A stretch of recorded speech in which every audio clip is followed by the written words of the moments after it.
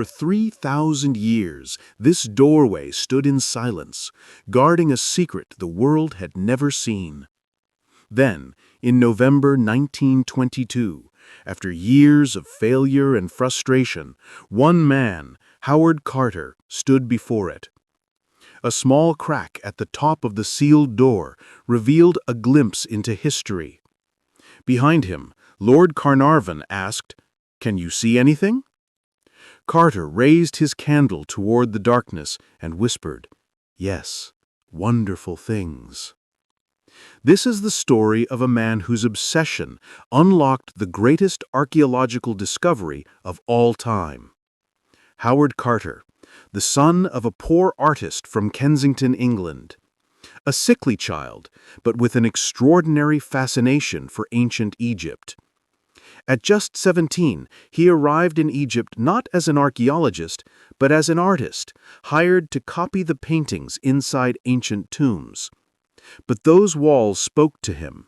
Each line, each symbol, they connected him to a forgotten world. Carter's dedication soon earned him respect, but his stubborn nature cost him his job.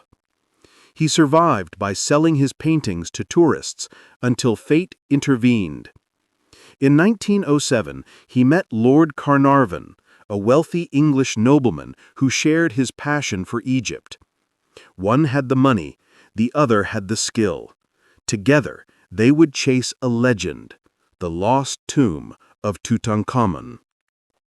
In 1914, their excavation began, but the First World War brought everything to a halt. When Carter returned years later, the search dragged on season after season of digging through sand and rock, finding nothing. By 1922, Lord Carnarvon had lost hope and nearly all his fortune. He told Carter, "It's over, we're finished." But Carter begged for one last chance, and somehow Carnarvon agreed. On the 1st of November, Carter began one final dig in an area once covered by workers' huts. For 3 days, nothing. Then, on November 4th, a worker's shovel struck something hard, a step carved into the bedrock. Carter's heart pounded. This was the moment he had dreamed of for 16 long years. At the bottom of the steps was a sealed doorway, stamped with royal seals. Carter sent a telegram to England. "At last have made wonderful discovery in valley, a magnificent tomb with seals intact." 2 weeks later, Lord Carnarvon arrived in Egypt. Together, they stood before the door.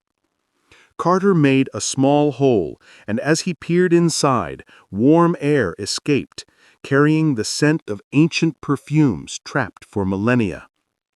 Carnarvon asked again, "Can you see anything?" Carter whispered the words that would echo through history. "Yes, wonderful things."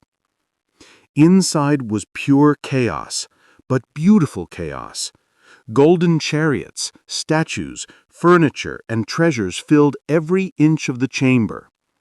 The tomb had been disturbed long ago, but most of the treasure remained untouched. For more than 3,000 years, it had waited for this moment. Carter began documenting everything, piece by piece.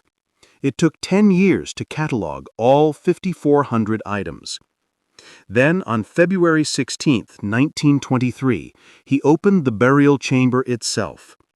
Inside stood 4 golden shrines, one inside the other, and within them a stone sarcophagus.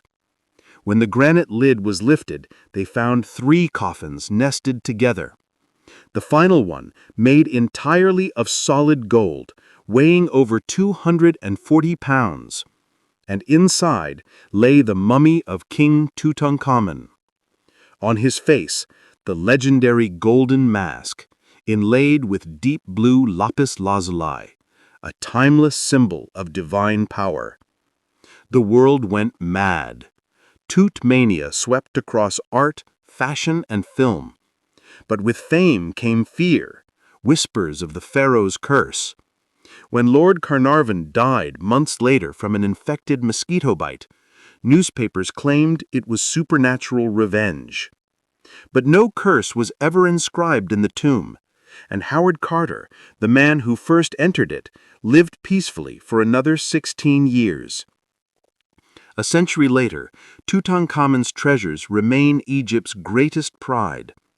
They've now been moved to the new Grand Egyptian Museum in Giza, where millions will soon witness the wonderful things Carter saw that day.